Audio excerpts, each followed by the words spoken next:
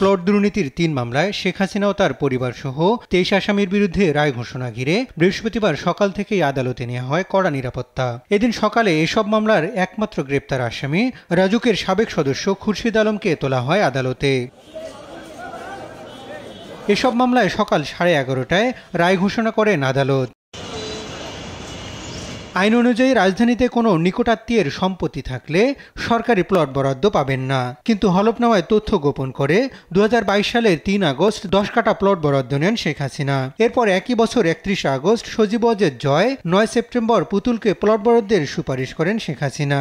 এসব অভিযোগ প্রমাণিত হওয়ায় শেখ হাসিনাকে 3 মামলায় 7 বছর করে 21 বছরের কারাদণ্ড দেন আদালত। একটির মধ্যে প্রধান আসামি ছিলেন সাবেক প্রধানমন্ত্রী শেখ হাসিনা, আরেকটি মামলার প্রধান আসামি ছিলেন সজীব ওয়াজেদ জয়, আরেকটি মামলার প্রধান আসামি ছিলেন শায়মা ওয়াজেদ পুতুল।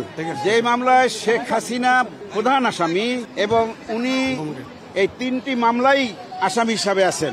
উনার সাজা হচ্ছে 7 বছর করে 3 7 21 বছর এবং উনার জরিমানা হচ্ছে 3 লক্ষ টাকা, 1 লক্ষ টাকা করে 3 লক্ষ টাকা, অনাদায়ে 18 মাস বিনা শ্রম কারাদণ্ড। অ্যান্টি স্লিপারি টেকনোলজি ও সফট টেক্সচারটায় নরম ঘাসের স্পর্শ, সাপোর্ট গ্রাস ম্যাট, নান্দনিকতার ছোঁয়া।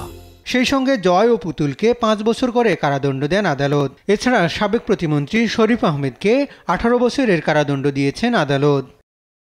সরকারি সুযোগ সুবিধা পেতে আইনের বাইরে গিয়ে রাজুক ও গণপূর্ত অধিদপ্তরের কর্মকর্তারা শেখ হাসিনাকে প্লট বরাদ্দে সহযোগিতা করায় তাদের বিভিন্ন মেয়াদের সাজা দিয়েছেন আদালত। অন্যায়ভাবে দরখাস্ত না করে সমস্ত রুল রেগুলেশন এগুলো ভায়োলেশন করে তিনি ক্ষমতার অপব্যবহার করে এখানে প্রতারণার মাধ্যমে যে প্লটটি নিয়েছেন, এটা খুবই অন্যায় এবং এগুলা দেখতেও রুচিসম্মত না। পর্যবেক্ষণে আদালত জানায়, ক্ষমতার অপব্যবহার করে এমন প্লট বরাদ্দে দুর্নীতিকে প্রাতিষ্ঠানিক রূপ দিয়েছিলেন শেখ হাসিনা।